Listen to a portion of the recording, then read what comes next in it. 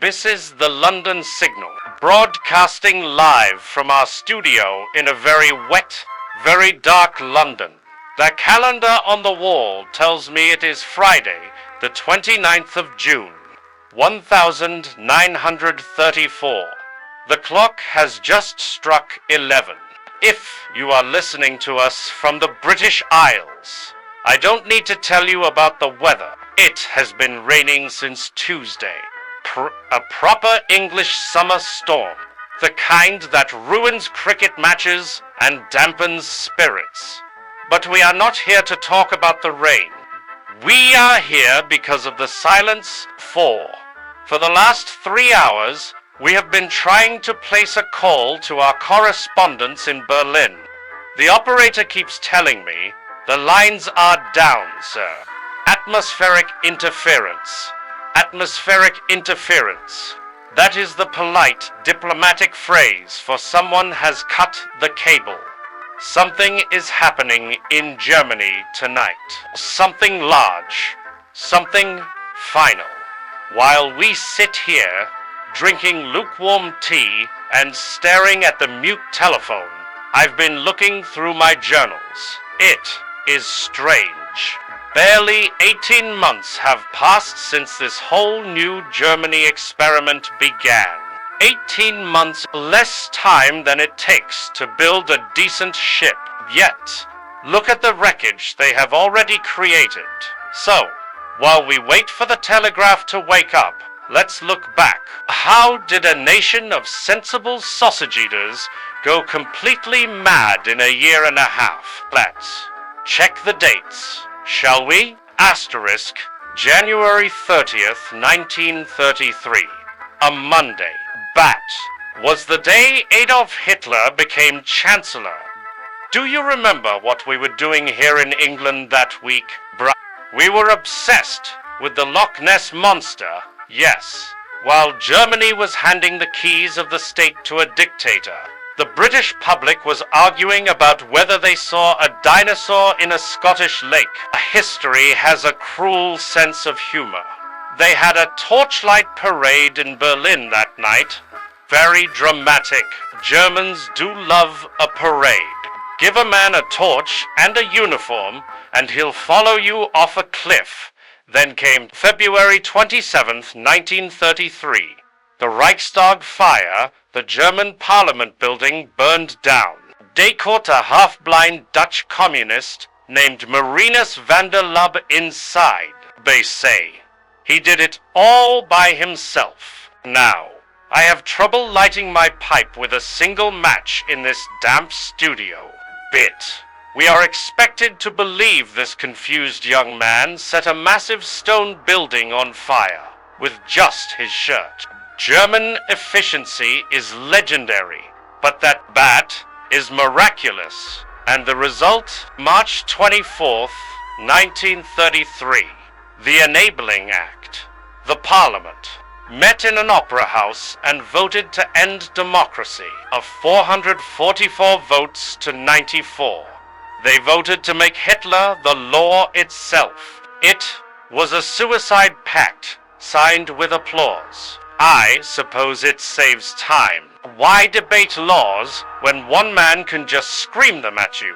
Asterisk, April 1st, 1933, April Fool's Day. But the joke was on the German people. The boycott, stormtroopers stood outside shops, painting yellow stars on the windows. Don't buy from Jews, they shouted. Imagine walking down Regent Street, trying to buy a pair of socks, and being stopped by a thug in a brown shirt. E.T. is absurd. It is vulgar, right? It is not the behavior of a great power. It is the behavior of a street gang.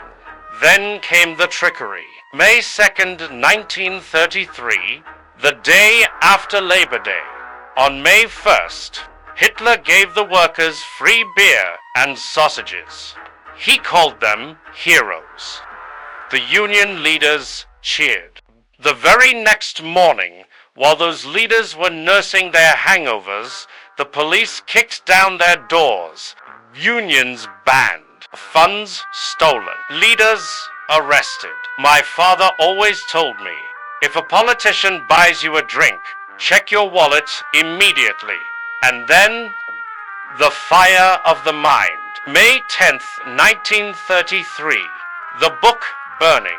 University students, the so-called future of the nation, throwing Einstein and Freud into a bonfire. I can understand burning a bad novel I've read a few this year that deserved it, but burning physics books. Bat is not censorship. Bet is just an admission that you failed mathematics class. Asterisk, which brings us to this year, 1934, the year of betrayals. In January, Hitler signed a pact with Poland. The man who hates Slavs is suddenly hugging them. It confused everyone. Even Stalin in Moscow must have choked on his pipe tobacco. Et showed us that for Berlin, there are no principles, only tactics. And finally, 2 weeks ago, June 17th, 1934, the Marburg speech. Vice-Chancellor von Papen tried to warn them. Birry, he stood up and said, enough revolution. Bit be need silence. Well, he got his wish, but not the way he wanted. His speech was banned, censored, and now the silence is total. And that brings us back to tonight, June 29th. Why are the lines dead? Why are the Stormtroopers gathering in Munich? Why has the Chancellor flown out of Berlin? The rumors say the army has had enough of the brown shirts. But you cannot have two armies in one country. One of them has to go. So tonight we wait. I have a fresh pack of cigarettes, a pot of coffee, and a very bad feeling. Bitte, if you are listening in Germany, turn off your lights, lock your doors, and pray that the knock on the door is just the wind. That was midnight in Mayfair. A lovely tune, reminds one of simpler times. I was looking at this pile of envelopes on my desk. Now, you cannot simply mail a letter from Berlin to London these days. Not if you want to tell the truth. The censors read everything. They steam open envelopes, looking for treason. But the truth has a way of leaking out, like water through a cracked dam. These letters didn't come by royal mail. One came in the pocket of a diplomat. Another was hidden in a crate of coal on a freighter from Hamburg. They are anonymous, unsigned, for good reason. To sign your name to these words in Germany today is to sign your own arrest warrant. Let's read a few. Let's hear the voices that Dr. Goebbels tries so hard to silence. The first one is postmarked from Berlin, but it was mailed from Paris. It seems to be from a former professor. He writes, "Dear London Signal, I walked past the university today. Oh, the open Platz is clean now.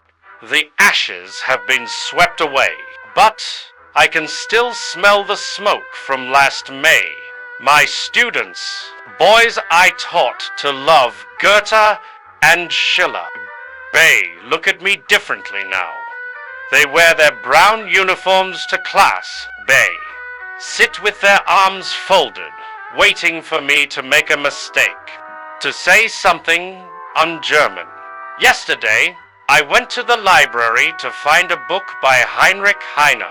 The shelf was empty, just a gap where a century of culture used to be. I feel like I am a ghost haunting my own life. Beer, we are not living. We are merely existing until they decide we are unnecessary. Asterisk, a gap on the shelf. That is a chilling image, isn't it? Book. We talked about the book burnings earlier. It wasn't just paper they burned that night. burned the trust between a teacher and his student. When the classroom becomes a courtroom, education is dead. Asterisk, this next one comes from Munich. The Heart of the Beast. It is written on the back of a receipt in hurried handwriting. It seems to be from a shopkeeper's daughter, Pra. She writes, "Sir, do you remember last April? Boycott. We thought it would end after one day. We were wrong.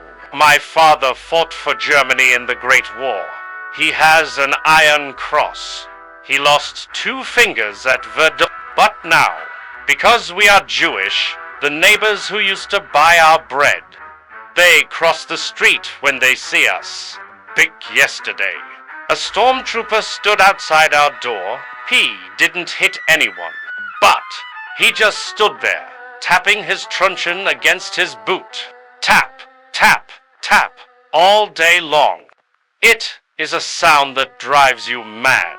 My father polishes his Iron Cross every night as if the metal will protect us. I don't have the heart to tell him that in the new Germany, memories don't matter. Only blood matters. Tap, tap, tap. Psychological warfare. You don't need to break a window to break a spirit, but you just need to let them know you are watching and waiting. Asterisk, and finally, a letter from the north. Hamburg, a city of sailors and workers. This one is angry. You can feel the pen pressing hard into the paper. They stole our holiday. That is what I cannot forgive. On May 1st, they gave us flags and beer. They called us the soldiers of labor. We marched and sang The next morning, they raided the Union Hall. They took our money. Our pension funds pay for their uniforms and their parades. Now, we have no union. We have the labor front. We cannot strike. We cannot complain. We can only work and salute the brown shirts SA.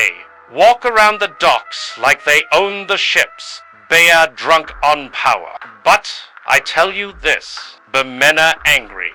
You cannot eat flags. You cannot feed your children with speeches. Something is going to break soon. Asterisk, something is going to break. That is the feeling everywhere, isn't it? The German worker was promised paradise, and he woke up in a barracks. End now. The very men who promised that paradise the Tsar, the brown shirts are, becoming a problem. Asterisk, 3 letters, 3 different cities, but the story is the same. Fear, betrayal, exhaustion. It is strange. Reading these, you realize that the new Germany is not a monolith. It is brittle. It is full of cracks. The professor is afraid of his students. The baker is afraid of his neighbors. The worker is afraid of his foreman. A society built on fear is like a house built on sand. 8 might look strong from the outside, but all it takes is one storm, one sudden shock, to bring it all crashing down.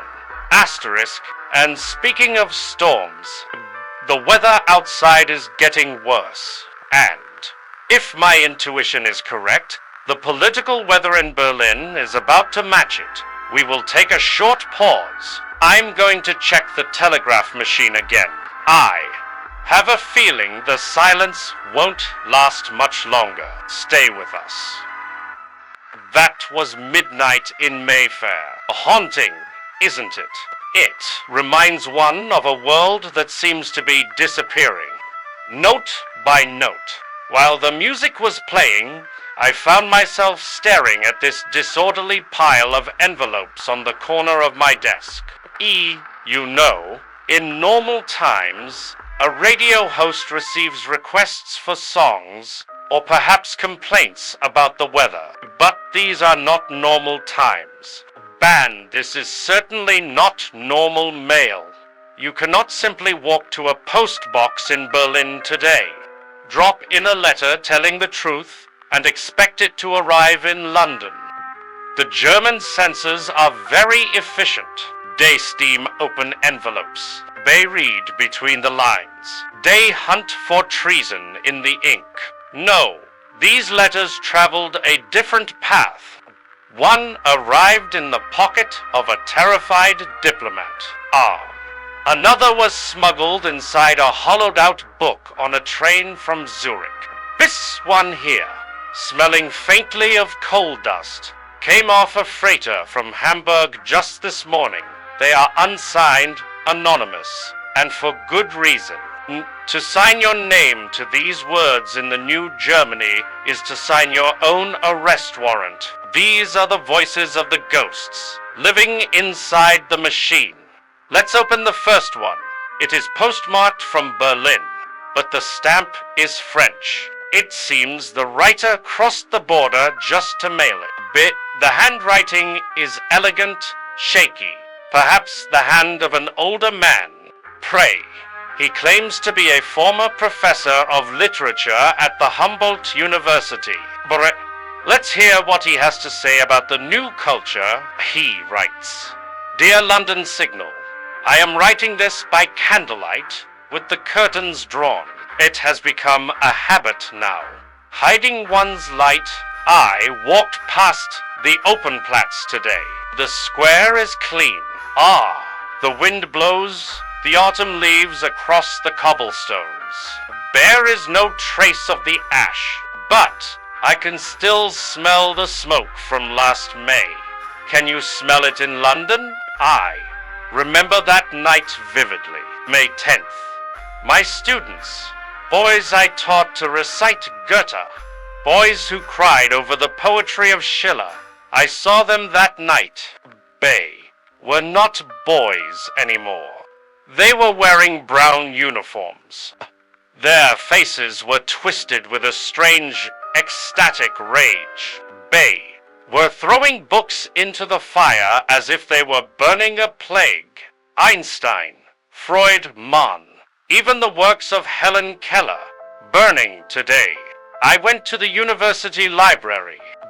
I was looking for a volume of Heinrich Heine's poems. I walked to the shelf where it had stood for 40 years. It was empty. Just a dark gap between two other books. A gap where a century of German soul used to be.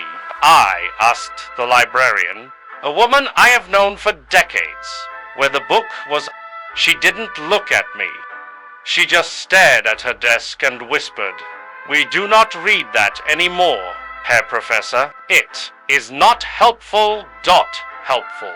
That is the new word for truth. If it serves the party, it is helpful. If it challenges the party, it is ash. My classroom is full of spies now. The students sit with their arms folded, watching me, waiting for a slip of the tongue, waiting for me to say something I am afraid of the children I am supposed to teach. We are not living, my friend. We are merely waiting to be erased. A gap on the shelf. Art. It is a terrifying image, isn't it? We often think of tyranny as loud noises, gunshots, screaming dictators, marching bands. But this letter reminds us that the true horror is often quiet. It is the silence of a library. It is the emptiness of a bookshelf. Heinrich Heine, the poet whose book was missing from that shelf, wrote a prophetic line 100 years ago. Where they burn books, they will ultimately burn people. Sitting here tonight, with the telegraph lines dead and rumors of violence coming from Munich, I shudder to think how right he might be.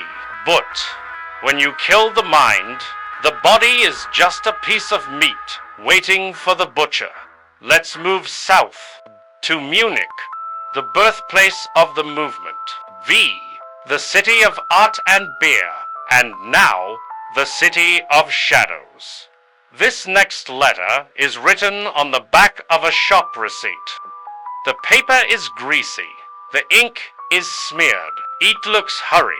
It seems to be from a young woman, the daughter of a bakery owner. Her story takes us back to April of last year, the boycott. But it tells us what life is like today.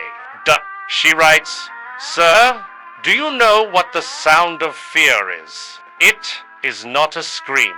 It is a tap. My father is a baker. He makes the best rye bread in our district. He fought for the Kaiser in the Great War. He has an Iron Cross, first class.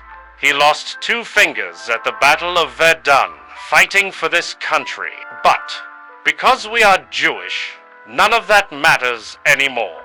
Do you remember the boycott last April? The Stormtroopers painting Jude on our windows. We scrubbed the paint off the next day. We thought, this is madness. It will pass. It did not pass. It just changed shape. Yesterday, a stormtrooper, a boy no older than 18, stood outside our bakery door. He didn't hit anyone. He didn't shout. He just stood there, leaning against the wall, tapping his heavy wooden truncheon against his leather boot. Tap, tap, tap, all day long. A rhythmic, dull sound. Our neighbors, people who have bought bread from us for 20 years, saw him. They looked at the bread in the window. Then they looked at the truncheon, and they crossed the street. Big T. They walked away with their heads down. My father sits in the back room at night, polishing his iron cross. He polishes it until it shines like a mirror. He thinks if it shines bright enough, they will see he is a German hero. I don't have the heart to tell him the truth. In the new Germany, memories don't matter. Medals don't matter. Only the blood in your veins matters. And ours, apparently, is the wrong color. Tap. Tap, tap. Psychological warfare. You see, you don't need to break every window in the city to control a population. You don't need to arrest everyone. Big U. Just need to make them feel alone. That 18-year-old boy with the truncheon, he isn't just guarding a bakery. He is guarding a line that separates the people from the enemies. And the tragedy is not the boy. The tragedy is the neighbors. Good, ordinary people crossing the street because they are too afraid to buy a loaf of bread. When fear makes you abandon your neighbor, the regime has already won. The swastika hasn't just conquered the government. It has conquered the soul of the street. And finally, a voice from the north. Hamburg, a city of cold winds, gray seas, and hard men. Dockers, sailors, factory workers. This letter is different. It is not sad. It is angry. You can feel the pen pressing hard into the paper, almost tearing it. IT comes from a former union organizer who is now working silently on the docks. Listen to this rage. They stole our holiday. Bat is what I cannot forgive. Bet. Do you remember May 1st last year? The day of national labor. Hitler gave us a party, flags everywhere, free sausages, cheap beer, bay. He spoke on the radio about the nobility of the German worker. He called us the pillars of the nation. Even the skeptics among us cheered. We thought, maybe he is on our side. The fools. The very next morning, May 2nd, while the confetti was still on the ground, The Black Marias pulled up to the Union halls. They kicked down the doors. They dragged our leaders out of their offices and threw them into trucks. They seized our pension funds, money we saved for our old age, and used it to buy more brown shirts for their thugs. Now, we have no union. We have the German Labor Front. We cannot strike. We cannot negotiate. Weak can only salute and work faster. But I tell you this, London, the men on the docks are watching. The brown shirts walk around like peacocks, drunk on power, bullying anyone who doesn't jump fast enough. They think they are the new kings. But you cannot eat flags. You cannot feed your children with speeches about Aryan supremacy. Bet. There is a rumbling in the stomach of the working class, and an angry man is a dangerous man. Something is going to break soon. I can feel it in the air. You cannot eat flags. A simple truth, but a powerful one. This letter touches on the very heart of the tension we are feeling tonight. The Nazi Party rode to power on the backs of these workers. They promised them dignity. They gave them a dictatorship instead. And now, the brown shirts, the SA, are demanding their share of the pie. They want the second revolution they were promised. But the army, the industrialists, the money men, they want quiet. They want the workers back in the factories, silent and obedient. Hitler is caught in the middle, bet between the millions of angry men in brown shirts who want a revolution and the cold steel of the army that wants order. 3 letters, 3 cities, Berlin, Munich, Hamburg, and an academic, a shopkeeper, a worker, different lives, different fears, but the same suffocating pressure. Reading these, one realizes that the monolith of the Third Reich is not as solid as it looks. It is brittle. It is held together by fear, yes, but also by a strange, collective holding of breath. Everyone is waiting for the other shoe to drop. And tonight, looking at the telegrams starting to pile up on my desk, I believe that shoe is about to drop. The reports of troop movements in Bavaria are getting more frequent. Trucks moving in the dark, airports being closed. The anger of the docker in Hamburg, the fear of the baker in Munich. It is all coming to a head tonight. We are going to take a very short pause to check the wires. When we return, I fear we will no longer be talking about history.